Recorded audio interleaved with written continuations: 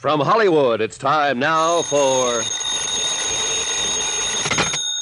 Johnny Dollar. Ben Gartley, Johnny, Amercon Northern Trust. Oh, hiya, Ben. What do you hear from Wall Street? To save your money. What money? The money I'm going to pay you for this case.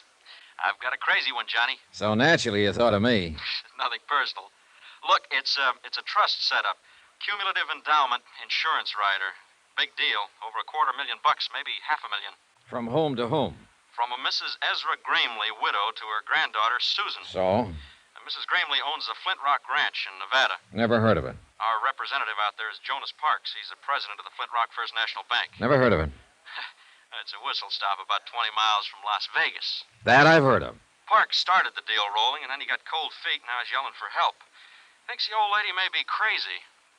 I mean, literally. And there does seem to be a reasonable doubt. Unless Parks himself is crazy. Well, that's also a possibility, Johnny.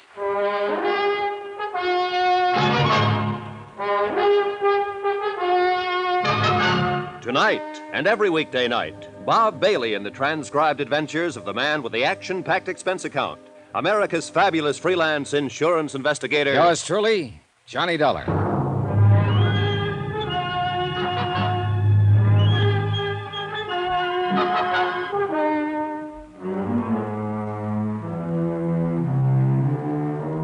From Special Investigator Johnny Dollar to the Home Office, Amercon Northern Trust Company, Hartford, Connecticut. The following is an accounting of expenditures during my investigation of the matter of reasonable doubt.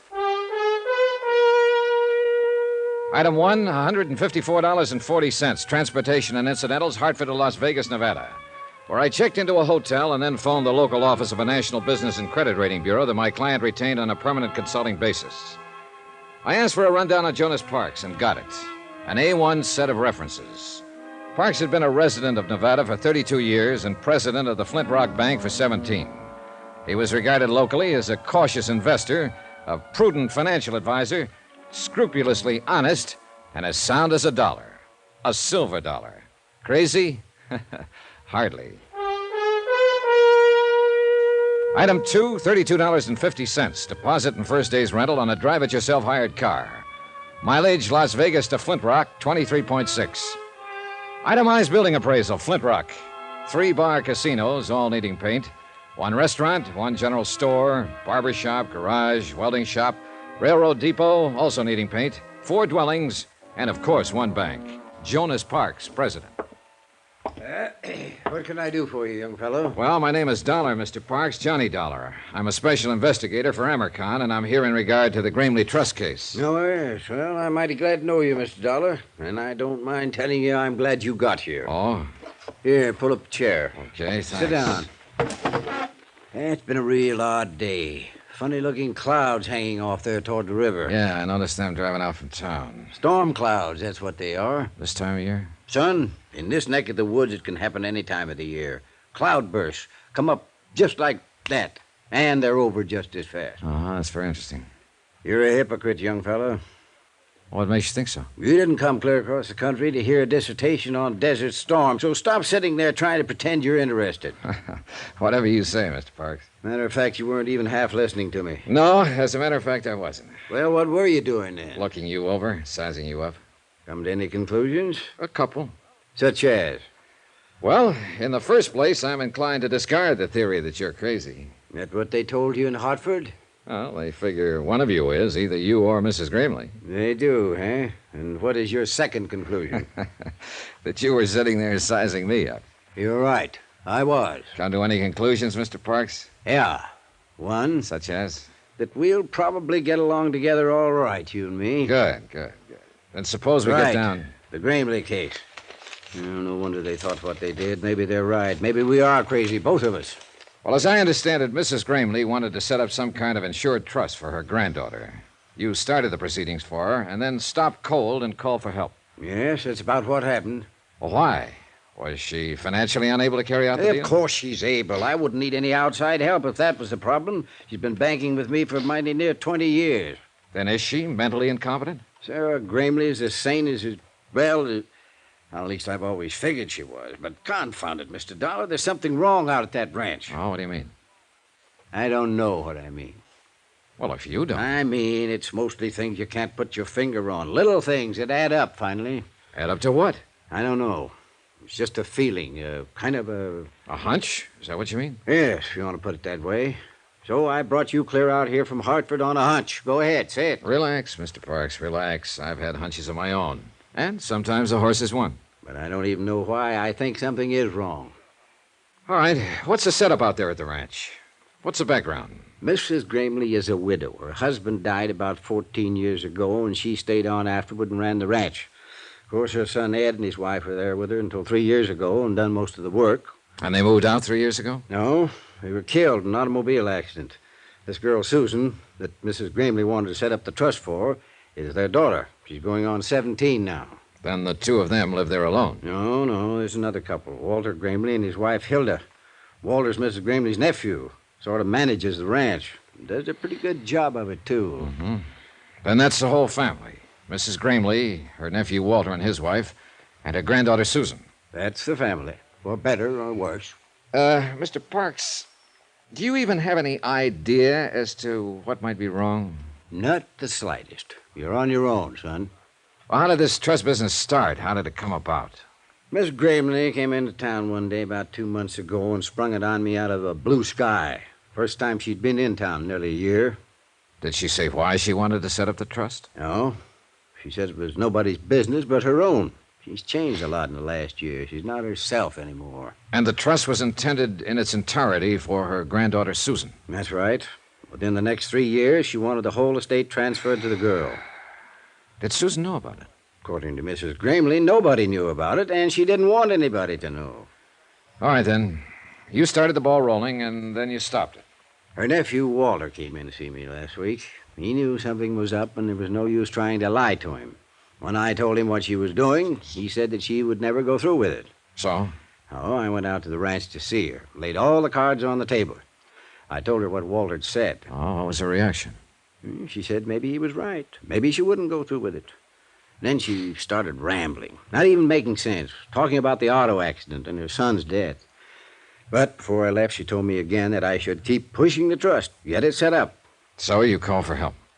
I called for help. Well, I guess I'd better go talk to the lady. That's not going to be so easy. Why not? Walter won't let a stranger on the place. You mean he's holding her captive? No, I think he believes she's losing her mind and he's trying to keep it quiet. And what do you believe, Mr. Parks? I don't know. Well, maybe we can find out. I hope so. Just one thing, though. Be careful. Of what? I don't know. Jonas Parks had one other suggestion, that I pretend to be a special investigator for the Cattlemen's Association. I agreed to try it. 4 miles from Flint Rock, the narrow ranch road left the plateau and began climbing up through the broken bluff country. 1.5 miles from the ranch house, I pulled out the choke, flooded the engine, and let the car cough to a stop, the old out-of-gas gimmick.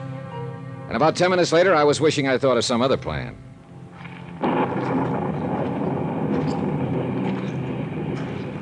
When Parks said cloudburst, he wasn't exaggerating. The rain came down in sheets. In 60 seconds, I was soaked through. And in another 2 minutes, the dry ground was a muddy bog. I kept on walking, or trying to walk, and the footing got worse. By then, I'd had it, or at least I thought I had. I hit the mud, rolled into a pile of boulders, and pulled my gun. A man was riding slowly toward me on a horse, holding a rifle over his arm. I edged down between the rocks, took a sight on him, and waited. Whoa there. Whoa. He dismounted and walked toward me, carrying the rifle carelessly. Apparently, he thought he'd drop me. I let him get within 12 feet. All right, hold it. Drop that rifle. Get your hands up. I said drop it. What's the idea? Well, that's a good question. Only I'm the one to ask it. We're trespassing. We've been losing cattle. So I've heard. What do you mean you've heard? I'm an investigator for the Cattlemen's Association. Are you Walter Gramley? Yeah, that's right. What do you expect to find sneaking in here on foot this way? Not what I did find, at least. Look, I've got a car back there on the road. I ran out of gas. I understand the owner of the Flint Rock is a Mrs. Ezra Gramley. Yeah, she's my aunt. Well, I'd like to see her. I'm afraid that's impossible. Why? What's your name? Dollar, Johnny Dollar. Mr. Dollar, go back to your car and wait. I'll send some gasoline from the house. Huh? When you get it, turn that car around and get off the property. You're working for me, you know. I'm a member of the association. And you know as well as I do that you've got no more authority than any other private individual. So get out and stay out. And if I don't? Well, then you're a trespasser. And I won't miss twice. The next time I'll kill you. Is that clear? It was clear. Perfectly clear. And at this point, I wasn't ready to force the issue. So I conducted an orderly, strategic withdrawal, and short I went back to the car. The rain stopped before I reached it. And a few minutes later, a station wagon came lumbering down the road from the ranch and braked to a stop a few yards away. The girl who came toward me carrying a 5-gallon gasoline can was a living little doll, a daffodil, as perky and bright as a brand new penny. Hello there. Hi. I'm Susan Gramley, and you're Mr. Dollar, and you're out of gas, and I've got some for you. Well, here, that's pretty heavy. Let me take that. No, just stand back and avoid the splash. I'm an old hand at this. In fact, I'm a chronic empty tanker myself, and What's the matter? Out of gas, are you? Big deal, huh? That tank is almost full. Yeah, well, there's no use lying to you, I suppose. Nope, I'm too smart. I see. Another thing, you're not with the Cattlemen's Association, Mr. Dollar. I'm not? Nope. I think you're here to dig up the past because of what has happened and what might be going to happen. All of that, huh? Yep. And you know what? I think it's just fine and dandy. You do? You bet I do. I loved my dad. I loved him more than anything. They knew what he always did when he got mad. Sure they knew. I figured it out a long time ago. Like to tell me about it, Susan? You'll find out, Mr. Dollar. I think you're the kind of a man who smashes into things, right into the middle, and breaks them wide open. Be careful, though. Oh? Because you know something? You're smashing into a bomb. Johnny Dollar. Jonas Parks, Mr. Dollar, the Flint Rock Bank. Yeah, I know. The man who warned me. How's that? You said it would be tough to get into the Gramley Ranch. Well, I got rained on, shot at, threatened, outsmarted by a 16-year-old girl, and I still didn't see Mrs. Gramley. You aiming to give up? For the night, yes. I'm busy trying to dry out my bones over the heat from a triple brandy. Well, I'm going out to see Mrs. Gramley in the morning. I'll try to fix something up. Yeah, do that, will you? And something else, Mr. Parks. That auto accident 3 years ago when Susan's parents were killed. What about it, Mr. Dollar? You know what about it. The dead past is always with us. You go see Will Connors there in Las Vegas. He runs the Ford County Weekly Tribune. Tell him I sent you. And be careful. Once again, Mr. Parks, careful of what? I still don't know.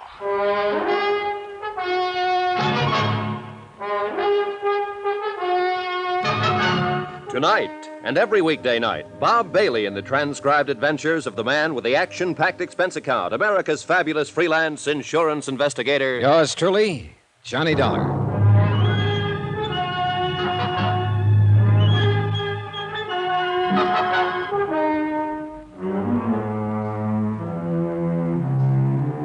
From Special Investigator Johnny Dollar, location Las Vegas, Nevada. To the Home Office, American Northern Trust Company, Hartford, Connecticut. Assignment, the matter of reasonable doubt. Expense account continued. Item 4, $7.25. A triple wasn't enough, so I bought the whole bottle and took it up to my room. I was bushed, and not just from being caught out in a desert cloudburst. Mrs. Gramley, elderly widow, owner of the Flint Rock Ranch, wanted to set up an insurance trust and convey all her holdings over to her 16-year-old granddaughter, Susan. Her only other heirs were her nephew, Walter, who managed the ranch, and his wife, Hilda. Jason Parks, my client's local representative and respected president of the Flint Rock Bank, had started proceedings, then got cold feet and dropped them. Why? He didn't know. Just a hunch. Something was wrong. He'd called for help. And I was that help. Total results so far, 0. I put the cork in the brandy bottle and went to bed.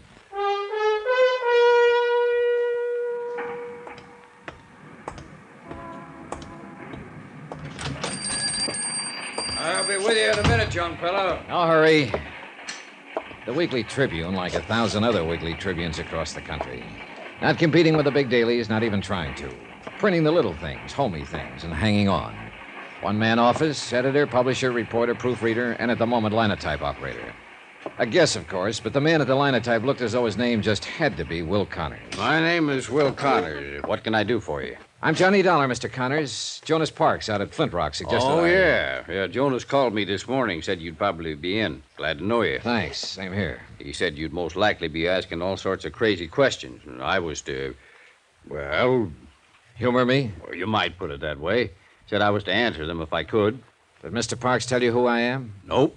Didn't ask him. Jonas and me been friends for 20 years, and if he says you're all right, then that's good enough for me. Well, thanks to both of you. Just one thing, though, Mr. Dollar. There going to be a story in this? Maybe. Any chance giving me a scoop on it? Scoop? I haven't heard that word in years. I ain't had one in years. In fact, I ain't never had one. Always have to get my front page stories by reading these here Las Vegas dailies. Yeah, bunch of smart alecks getting telegraphs from Moscow and Paris and France and all them places. Anybody can get scoops that way. But me, I got to get out and scratch for what I print. Well, I'll... Oh, it'd sure do me good to put one over on them dudes. I'd get me out an extra. A big banner headline on it. Got the type for it, too. Never been used. Exclusive. Right across the top. It'd knock them back on their byline. All right, Mr. Connors, all right. If there is a story, you get it. That's a promise. A scoop. A living, breathing scoop.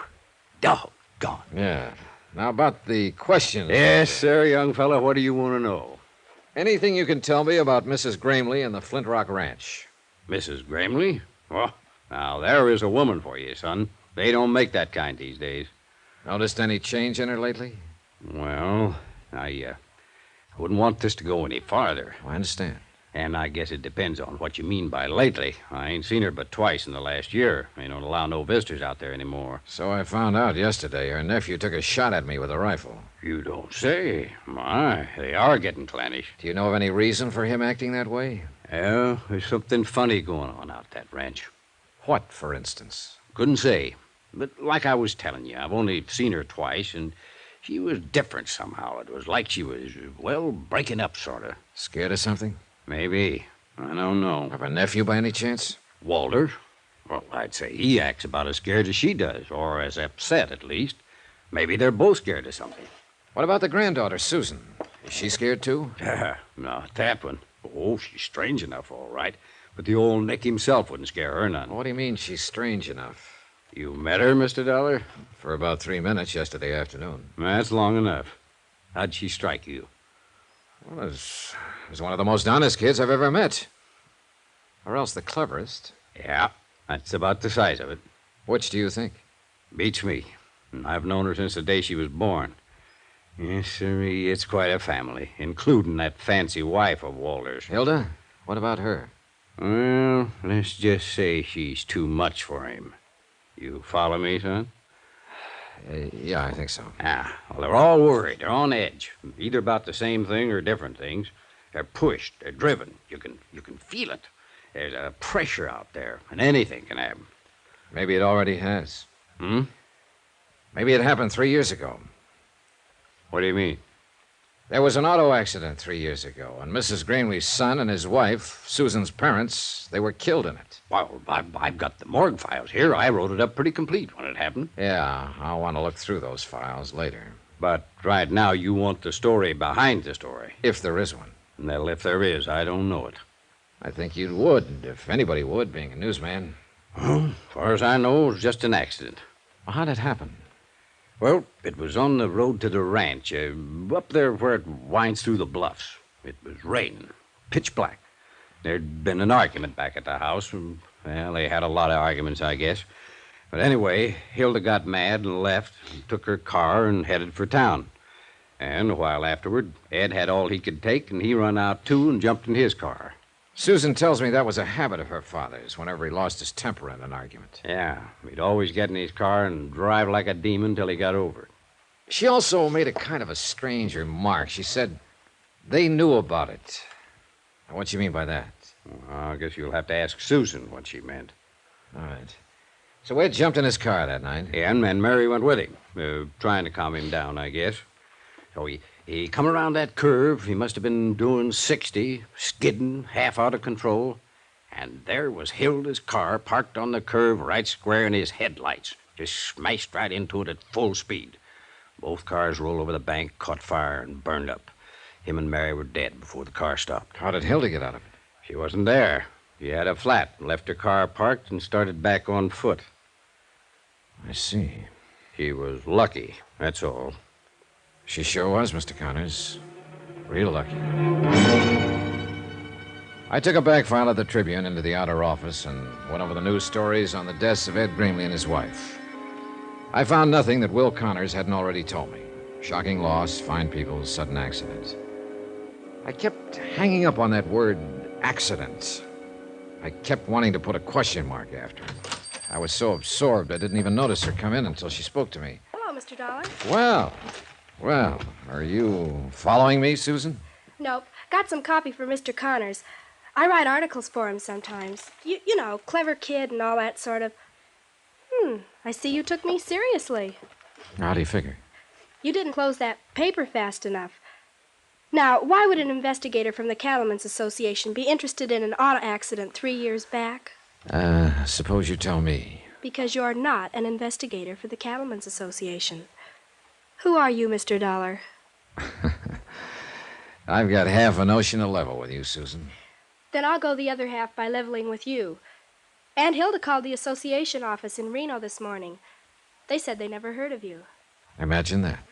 Mr. Parks was out at the ranch just before I left. She asked him about you, too. He said he'd never seen or heard of you. I see. He was lying, though. I can always tell when people are lying, and they know it, too. That's why they're uncomfortable around me. Yeah, I know what you mean.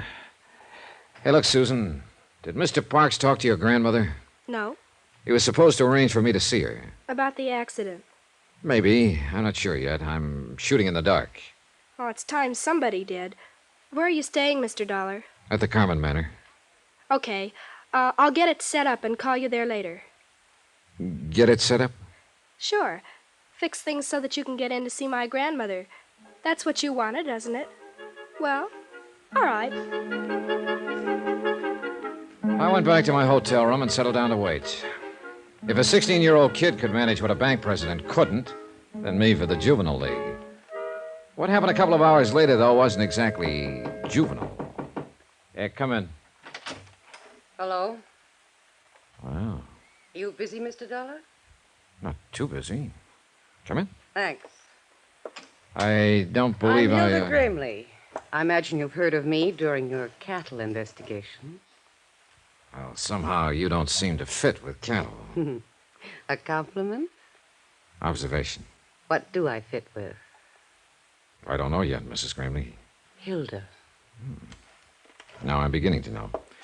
Cigarette? Thanks. I'll stick with my own brand. It usually works out better that way. Thanks. Nice cigarette case. Gift. I'm always getting gifts. Including a wedding ring? Oh, I've got one. It's around someplace. Just so you don't forget where you left it. I couldn't if I wanted to. You wouldn't have a drink for a lady, would you? Brandy? I love brandy. And gifts? And a lot of other things. Like money? Oh, money's real nice. It's next to the best. Now, what's the best? Excitement. I see. Don't you think it's best? Well, it depends. At least you're in the right spot for it. I hope so. Look, I haven't got any money, and I never give gifts. You've got brandy, though. Pour us a drink, Johnny, and then we'll talk. What about? Excitement. Johnny Dollar. This is Susan Gramley, Mr. Dollar. Oh, yes. How are you, Mr. Wilson? Mr. There's somebody there with you. Yes, that's entirely correct. Well, just listen then. It's all fixed, Mr. Dollar. Grandmother's expecting you. She'll be alone for the next few hours, so come on out to the ranch. You're certain of that statement, I suppose? Yes, of course. Uncle Walter went into Vegas, and Aunt Hilda's gone somewhere, yes, too. quite aware of that. You mean she's there? With you? That's right. Oh, Mr. Dollar, you men are all alike, aren't you? That's quite a remark for a person your age, Mr. Wilson. Oh, I'm quite mature for 16. Has she made her pitch yet? I think we'd better postpone this discussion until the next time we meet. Well, she always does, you know. She's a regular vampire. I figure Uncle Walter's going to kill her someday. Not Mr. that Wilson. he's any- Yes, sir. Goodbye.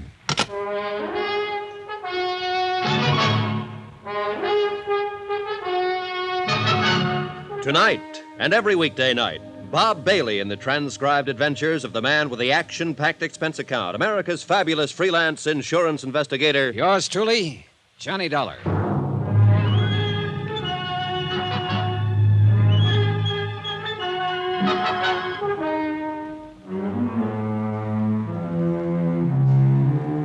From Special Investigator Johnny Dollar, location Las Vegas, Nevada, to the Home Office, Amercon Northern Trust Company, Hartford, Connecticut. Assignment, the matter of reasonable doubt. Expense account continued. Item 9, a $50.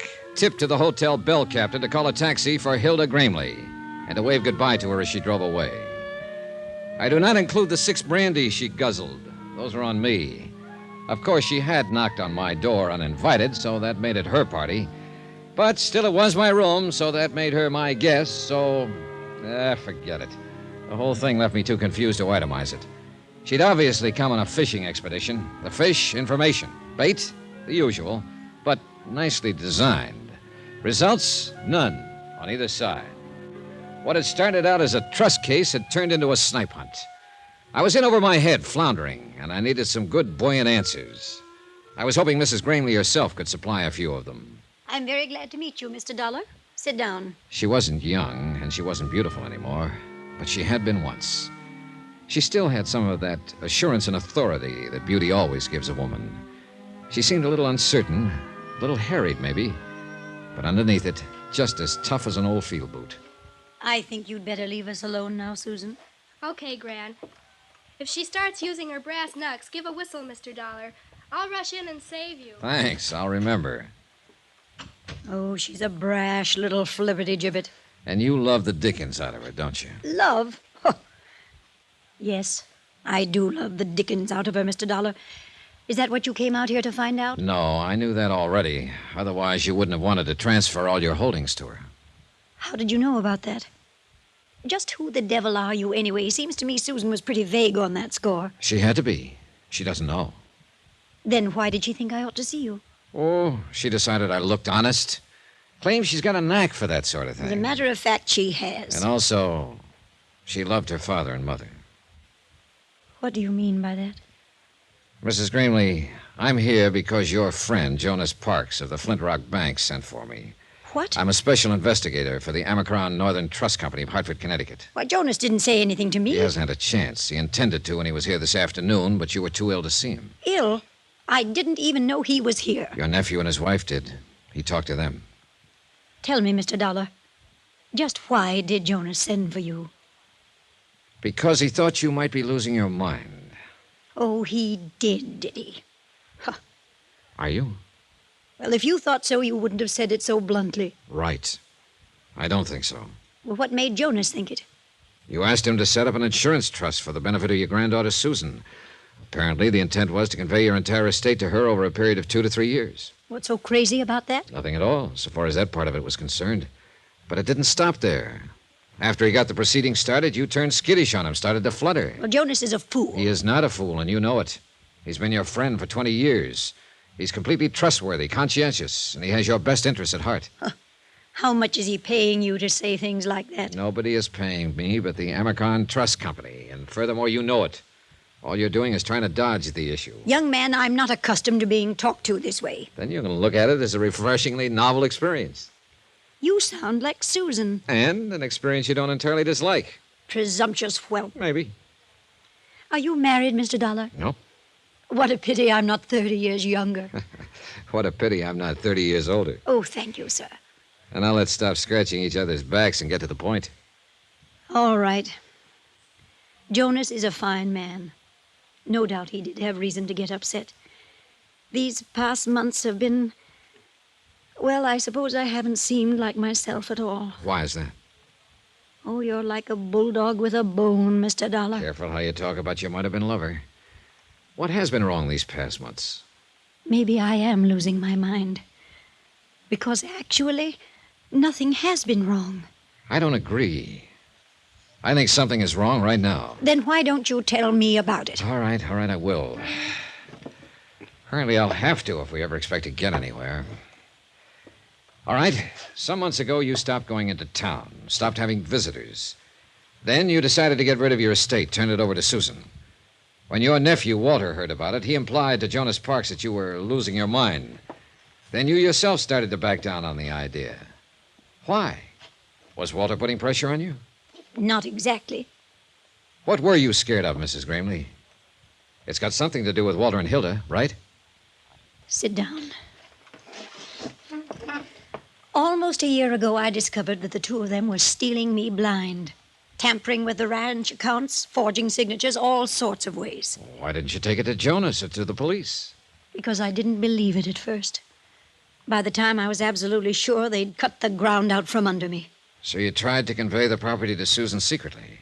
Yes, until Walter learned what I was doing. Who's the push in that pair? Who's got the brains? Why, she has. Walter doesn't even have the gumption to get in out of the rain on his own. Uh-huh. Then she must have been the one who planned the auto accident. And he went along with it, of course. What auto accident? 3 years ago, when your son and his wife were killed on the road to... Oh, I'm sorry, Mrs. Gramley. I supposed you'd already guessed it. Guessed? What? That it was probably murder.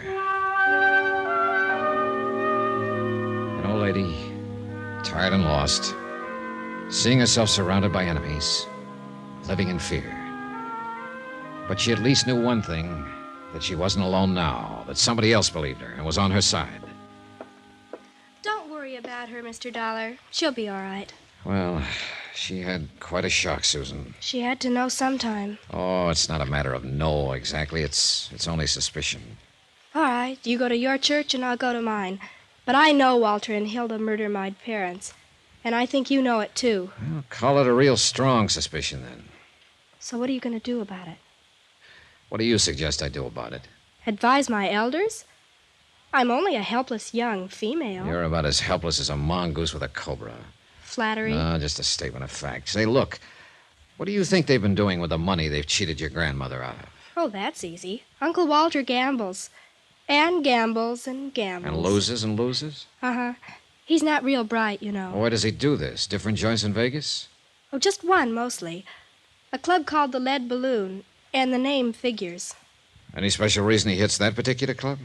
I think it's the only one that'll take his IOUs. The owner came out here to collect a couple of times.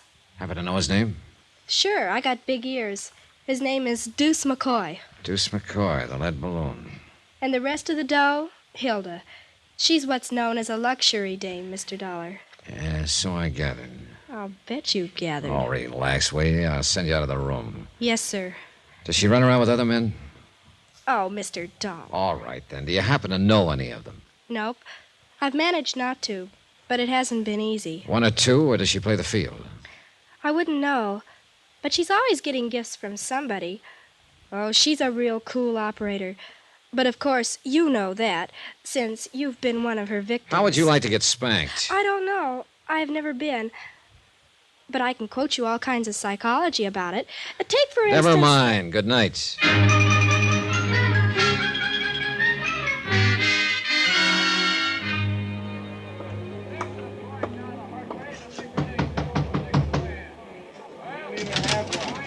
Yeah? Your name McCoy? Deuce McCoy? Yeah, that's right. Johnny Dollar. I'd like to talk to you about a mutual acquaintance. What mutual acquaintance? Walter Gramley. He's across the room there at the moment, bucking one of your crap tables. Come on in, Dollar. Thanks. All right, now, what about Gramley? How much is he into you? Nobody gets into me. You've been taking his IOUs, haven't you? He buys them off. Holding any now? Look, what's the pitch, huh? What racket are you in? Insurance. What's that got to do with Gramley? I don't think he's a very good risk. Mm-hmm. Meaning? He's probably going to be doing time for embezzlement before long. So why are you telling me about this? Well, I thought you might be interested, since you've been taking his IOUs. Oh, you're big-hearted, is that it? You're just being neighborly? You might put it that way. Yeah, and I might not. Now, what is your angle? Is Gramley a personal friend of yours? No more than any other sucker out there at the tables. Then you wouldn't know where he gets the money he loses. Well, that I never ask. And I don't suppose you'd know his wife. Oh, he's married, is he? Her name is Hilda. She likes gifts and brandy and money and excitement. Then I hope she manages to find him. Whoever she is. Oh, she does, one way or another. We all got our problems, darling. Yeah, but some of us more than the others. Right, McCoy? You through speaking your piece now, huh? Not another word to say. Well, then I don't want to rush you, but... Hey, that's a nice cigarette case. Platinum, isn't it? I wouldn't know. It's not yours? Somebody left it at the table. Somebody, huh? Then you don't know who it belongs to. If I did, I'd give it back. Then I'll save you some trouble, Mr. McCoy. I do know who it belongs to. What makes you think so? Because I saw it earlier today. It belongs to Hilda Gramley. Johnny Dollar. You're there. Sure, I'm here. What? I mean, at your hotel. Is this Susan? That's right. Why aren't you out there, Mr. Dollar? Out where? On the old boulder cutoff. If I'm supposed to meet you there in 15 minutes, you're going to have Wait a minute. What the devil is this all about? Where'd you get any idea I was supposed to meet you? From your friend. What? Sure, he phoned here a few minutes ago. He said I should slip away from the ranch, take the station wagon, and meet you over on the old road right away. I just phoned your hotel on the off chance that... I don't imagine he gave his name. No, and I didn't recognize the voice. Susan, listen. Get away from there right away. Don't go near that road. Come straight here to my hotel. Do you understand? Yes, but why? What's it all about? Never mind. Just get here and get here fast while you're still alive.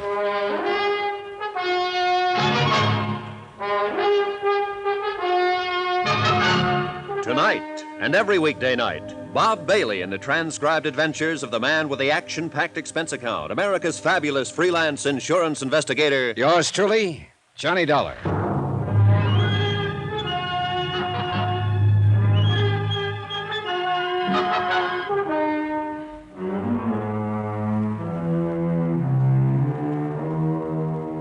From Special Investigator Johnny Dollar, location Las Vegas, Nevada, to the Home Office, Amicon Northern Trust Company, Hartford, Connecticut.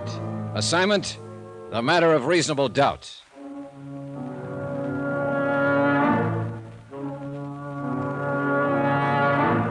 It was only 9:30 p.m., less than 2 hours since I'd thrown my rock into the pool to stir up the fish. I'd expected results, sure, but not this fast and not this deadly. I'd picked a gambling casino owner named Deuce McCoy as my broadcaster, and I'd let him know who I was, why I was here, and what I was going to do. Apparently, the news had gone out fast. But I couldn't figure this move. Even with young Susan out of the way, they still couldn't get their hands on her grandmother's estate. It didn't make sense. At least, not right then. One thing, though, that I was sure of. If Susan Gramley had driven out that deserted road alone, she'd have never come back. Not alive. Who is it? It's me, Mr. Dollar. All right, just a second. Well, come on in, Susan. Thanks. I guess it's I, though. I mean to be correct. I don't care whether it's I or me, just as long as it's you. Say that again? Oh, skip it. You have any trouble? I missed the green light at Fremont and 5th. Anybody follow you from the ranch? Nope. Who was there when you left? All of them. Uncle Walter and Hilda had just come in. Together. Can you beat it? Well, then it wouldn't have been Walter who phoned you. Oh, not him. He's got a kind of a sneaky undertone. I'd have recognized him right away. And you didn't recognize the voice on the phone? No. He didn't say much, just that he was a friend of yours, and you wanted me to meet you right away, so I said okay, and he hung up. I see. Well, maybe you do, but I don't. Oh, what did you mean when you said, get here while you're still alive? I wish I knew. Look, Susan, that phone call wasn't just a practical joke. Then you do know. I know somebody was trying to get you out on that desert alone tonight. And they weren't trying it just for laughs. You mean they... I mean the luckiest thing you ever did was to pick up that phone and call this hotel. But why, Mr. Dollar? Why would anybody want... That's what I don't know. I don't see what they'd hope to gain by it. They know the trust hasn't been set up yet. Your grandmother's still in control of the property, not you. Look, excuse my ignorance, but I don't think I know what you're talking about. Well, maybe it's time you did, since you seem to be right in the middle of it now. Look, your grandmother decided to set up an insurance trust and convey all her holdings over to you. To me? Gran was going to do that. Jonas Parks at the Flint Rock Bank started proceedings, then got cold feet. He got the idea there was something screwy behind the whole thing. So he wired Hartford, and the trust company sent me out here to investigate. But Gran never said a word. She didn't even mention it. She was scared to death, afraid Walter and Hilda would find out and block her off, have her declared incompetent, get control of the estate, and leave you clear out in the cold. She thinks a lot of you, Susan. Gran's the most, isn't she? How did she seem when you left? Back on her feet? Oh, better than she's been in months. More relaxed. I guess she's counting on you, Mr. Dollar. Yeah, well, I wish I could be sure she could. Look, that phone call I got, if Uncle Walter and Hilda weren't behind it, then who was? Oh, I don't know. I'm pretty certain that by now they know who I am and why I'm here. And they know I'm out to get them. I dropped the word a couple of hours ago. I figured they'd react all right, but I didn't expect this move against you. But there has to be somebody else in on it, Mr. Dollar. Neither of them made the phone call. Yeah, I know. But nobody else even knew about the trust. Jonas Parks did, and Will Connors of the Weekly Tribune. But they've been friends of Gran's for years and years. They wouldn't do anything to harm her. I didn't say they would. And they couldn't have had anything to do with the accident that killed my parents. Nobody could have, except Hilda and Uncle Walter. Unless, of course, it was just an accident. Oh, you know better than that, Mr. Dollar. Oh, I'm beginning to wonder if I actually know very much about any of this. Susan, listen, how scared are you? Oh, I'm not scared at all. I'm just bewildered, I guess. Good, then you won't be afraid to stay here alone for a while. Of course not. Sounds kind of grown up, in fact. Yeah, well, all right then. Don't leave the room. Keep the door locked and don't let anybody in. If someone should try, call the manager and have him call the police. Don't answer the phone unless it rings twice. That'll be me. Got it? Got it. Good. Hey, there are a couple of magazines there on the nightstand. Can I ask you what you're going to do, Mr. Dollar? Sure, you can ask. See you later, Susan. Stinker.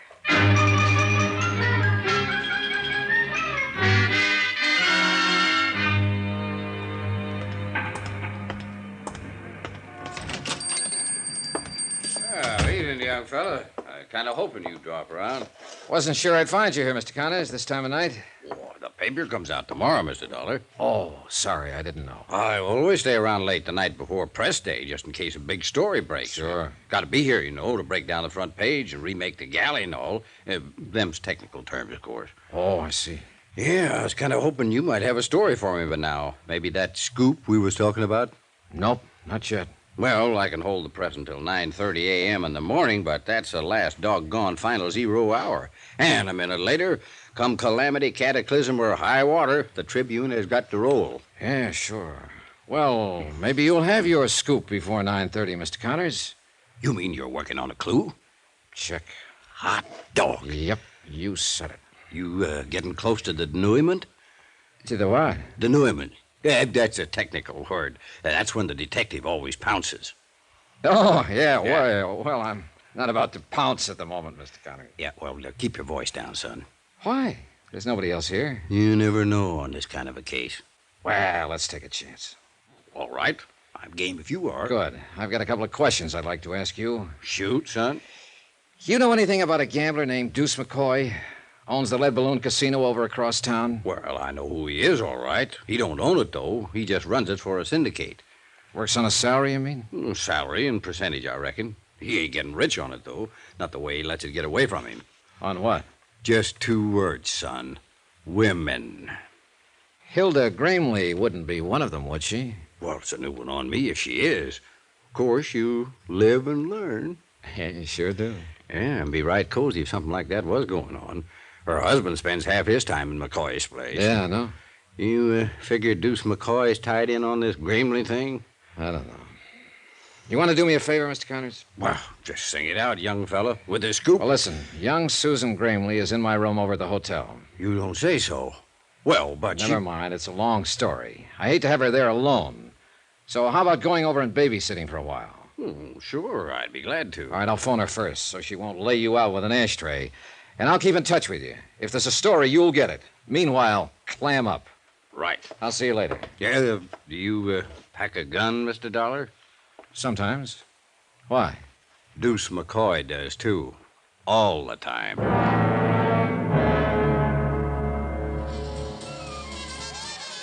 The evening was just starting in the lead balloon, with 2 crab tables already in action, 2 more standing by, and a roulette wheel warming up. No one paid any attention when I walked back through the casino to the office. I waited what I considered a reasonable length of time, then tried the knob. The door was unlocked. Go on, Buster. Beat it. The girl was alone in the office, sprawled back on the sofa, a drink in her hand. And it was pretty obvious it wasn't her first one, nor her second or third. She'd have been a real knockout, sober. What's the matter? Don't you understand English? I said get out. Where's McCoy? What's it to you? Feeling no pain, huh? Oh, cut it, Buster. Must have been a pretty big pain, though, earlier, if it's taken this much to kill it. Go on and get out of here. What do you think you are to talk like that? Johnny Dollar, who are you? Get away from that desk. If Deuce finds you messing around in here, he'll kill you. Even if I told him I was a close friend of yours? You rat. I'll call one of the boys and get you thrown out of here. Oh, I wouldn't. Might make an awful scandal. And I don't think Deuce would want that. Not right at present. What are you talking about? Oh, come now. You're in it too, aren't you? No, you're not with the police. I know them all. You're FBI. Oh, what makes you say that? Look, if Deuce is in a jam, I don't know anything about it. What's your name? Nicky. Nicky Vernon. All right, Nicky, sit down and relax. Whoops. Now, where's Deuce McCoy? Think if I knew I'd be sitting here by myself, lushing it up? I suppose you were McCoy's girl before Hilda Gramley cut you out. Cut me out, nothing. That rotten little sneak's been asking for it, and I'm about ready to give it to her, Was she too. here this evening? You see any blood on the rug? Just let me catch that dirty Shut little... up, Nicky, and sit down, will you? Now, what about Walter Gramley? Was he here? Yeah, earlier. He was here in the office for about an hour. I don't know what they talked about. Deuce made me get out. And Deuce left right afterwards? Oh, half an hour or so. He had to wait to make a phone call first. Oh, I see. Well, if you're smart, you'll forget him, Nicky. I've got a hunch he's not coming back. It's her. He's gonna go off with that dirty... Knock it. He's going off because he's in a jam. That's one thing you were right about. And by now, he must know the whole thing is falling apart. I think he'll try to run for it. I ought to kill that dame. Why? Why don't you throw away that bottle and forget about him? He's no good, Nicky. You know that, don't you? Sure, I know it. Then why are you beating your heart out over him? You've never been a woman, have you, Mr. Dollar? Johnny Dollar. This is Mrs. Gramley, Mr. Dollar. Oh, good. I understand you were trying to reach me. I just told your nephew, Walter, that if he didn't have you on this phone within 3 minutes, I'd be out there at the ranch with a posse of police. Oh, I'm afraid there's some mistake, Mr. Dollar. You see, I told Walter I didn't wish to talk with you. You what? I admire your persistence, young man, but... Are you saying this of your own free will? You're not being forced? How ridiculous. Who's there with you? Just my nephew, Walter, and his wife, Hilda. Sure, I'm coming out there, Mrs. Gramley. Mr. Dollar, you were sent out here from Hartford to investigate an insurance trust I was arranging for my granddaughter. Well, I've decided not to set up the trust, so there's no further reason to involve yourself in my affairs. Good night, Mr. Dollar. Hello. Hello. What have you got cooking with the Gramleys anyway, Mr. Shut up, Nicky. Let me think.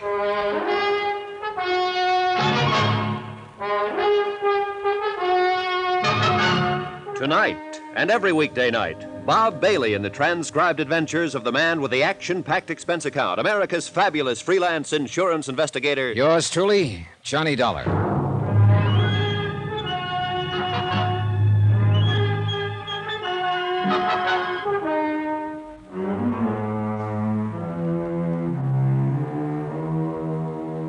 From Special Investigator Johnny Dollar, location Las Vegas, Nevada, to the Home Office, Amocar Northern Trust Company, Hartford, Connecticut.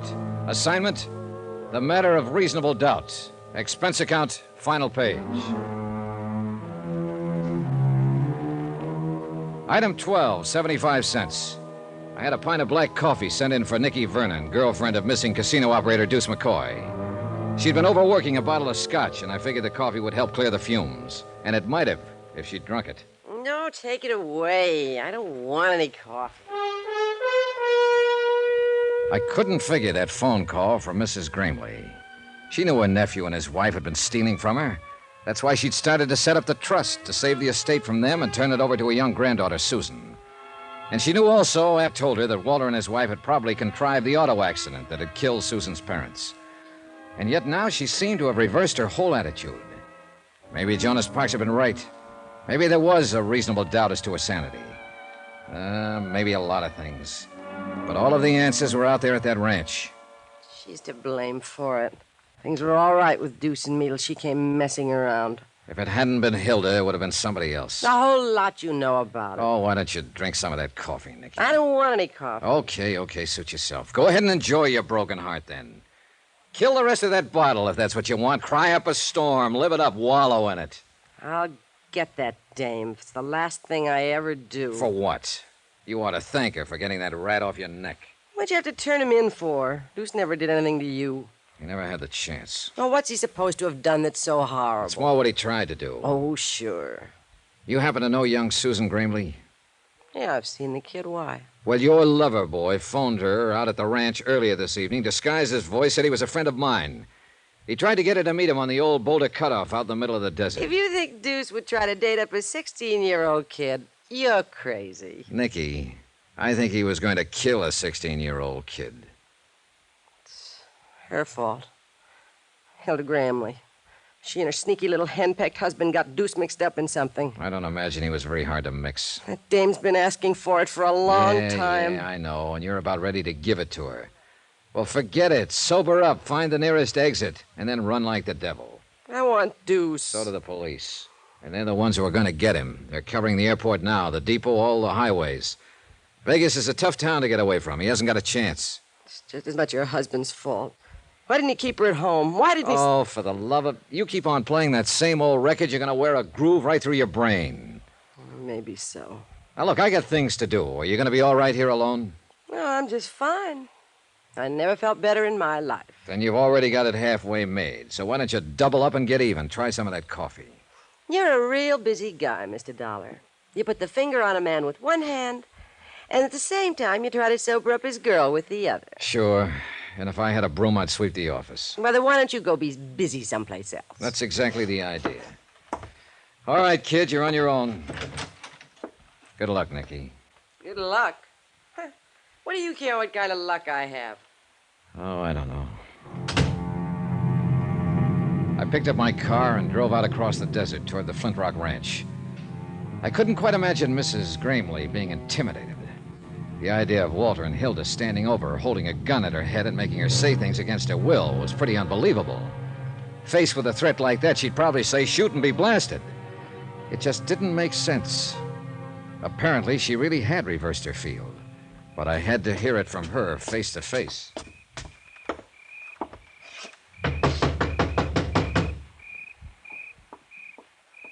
Who is it? Johnny Dollar, open up. I said open up. What's the idea? Mrs. Gramley told you to stay away from here, didn't she? I don't know. There was static in the phone. I want to hear her say it again. You don't what do you mind think you're doing? Coming in. All right, Walter, let's go talk to Mrs. Gramley. Look, Dollar, you haven't got that much weight to throw around. Suppose we get it straight right now and save a lot of time. I came out here to talk to Mrs. Gramley, and I'm going to talk to her. Now, if you want to go at it bare knuckle, let's get started. Or if you're thinking of that gun routine again, go ahead and pull it. I'm packing one myself. And if you're not going to make any kind of a move, then you just stand right there with your face hanging out while I go on in and talk. What's going on in here, Walter? Good evening, Mrs. Gramley. Dollar won't take no for an answer. He just forced his way in. I'm glad to find you looking so well. I thought I'd made myself clear on the phone, Mr. Dollar. Really? Come on, let's go on into the living room where we can all be more comfortable. Come back here. I must insist that you leave at once. Who was at the door? What are you doing here? Well, if it isn't Hilda, the lovely lady who likes money, gifts, and excitement. Fine. That's why I came out, to stir up a little excitement. I think you're taking a good deal upon yourself, Mr. Dollar. You know, I'm a little surprised at you, Mrs. Gramley. I thought you wanted me to follow the case through. There is no case. Oh? Since when? You heard what she said. That's what you came for. All right, now beat it. Down, Walter. Mrs. Gramley, are you telling me you're going to drop this whole thing, let this pair here edge you out and Susan along with you and take the whole estate? You can put any interpretation on it you like. Just as long as you leave this house at once, and please don't come back. You have no right to interfere. And what about your son and his wife? Have you forgotten that those two leeches there killed them? You're out of your mind. Am I? What do you think, Mrs. Gramley? Am I out of my mind? I'm afraid you are. My son and his wife were killed in an automobile accident. A terrible tragedy, but unavoidable. Sure it was. After Walter and Hilda here set it up. Will you please leave now? Have they threatened you? Is that it? Are you scared to talk? Because if you are, speak up. I imagine I can handle them. You're being quite ridiculous, Mr. Dollar. Will you now go, please? It beats me. It really does. If I hadn't... I'll answer it. Hello? Who? If that's for me, you better let me take it. They know I'm here. All right. Take it. Nobody's stopping you. It was Will Connors on the phone. He'd been keeping in close touch with the police, and he was calling to tell me what had happened. Deuce McCoy had been arrested. He'd been picked up at the airport trying to board a plane and was being taken to the city jail. I hung up the phone and told the three of them what Will had said. That touched off the fuse. Arrested? Deuce has been arrested? At the airport? I don't get it. But you will get it, Walter. Deuce will talk. He'll spill the whole thing. And I think we'll be able to make a case against you and Hilda even without Mrs. Gramley's testimony. Susan, was she with him? Is she all right? Mrs. Gramley, Susan has been in my hotel room with Will Connors for the last... So that was the hold they had over you. They told me this man Deuce had phoned her and tricked her into meeting him. Susan doesn't trick so easy. She called me Get and your I... hands up, Dollar. Oh, now it's a little late for a gun, Walter. You won't find it any easier to run than Deuce did. He's right, Walter. Let me think. There must be some way... Let you think. That's what I've been doing for the last 10 years, and you thought us right into this. Walter! The airport. You know what he was doing? He was running out. The kid didn't show. He knew something had gone wrong, and he was taking a powder. And not even telling me. There's no time now Left us here holding the bag. And now you say, let me think. Why didn't you think before? It was your idea, cutting him in on this. No, she's got a lot of cute ideas. Nicky. She's a real little brain. What the devil are you doing here? Slumming, Mr. Dollar. The door was open, so I walked in. You mind? Look, whoever you Look, are. watch, sucker. I've seen guns before. Why didn't she use it on them? When they were playing you for their number one patsy. What are you talking about? Deuce McCoy. And that little sneak you're married to there. You mean you still don't know? She's lying, Walter. Don't you wish I was? They had you right in the middle, sucker. Deuce was taking it away from you on the tables, and little Hildy was getting it back from him after hours. I'll bet they got a lot of laughs out of it. Better hand over that gun, Walter. It's true, isn't it, Hilda? Of course not. Take a gun to him, huh? Well, maybe it's not too late. Walter, what are you going to do? Give me the gun, Walter. Sure. Why not? I don't need it now. He killed her. His own wife. Stood right there and shot her down in cold blood. Did you call the police, Mrs. Kramer? Yeah, tell them to hurry right out. They can take me in on a real charge now. I didn't mean for her to get killed. You know something, Dollar? No. Suppose you tell me. That's the first big move I've made in the last 10 years. That Hilda didn't plan.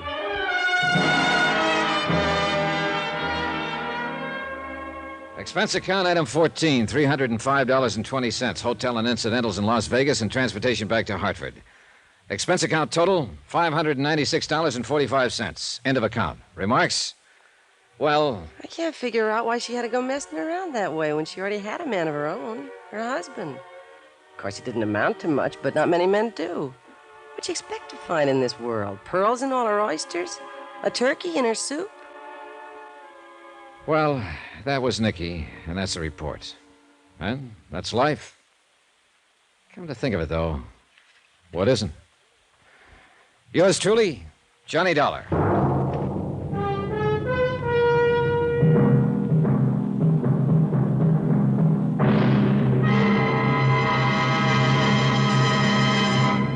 Now, here's our star to tell you about next week's intriguing story. Next week, Indestructible Mike, the most amazing character I ever met. A man with 9 lives at least. Join us, won't you? Yours truly, Johnny Dollar.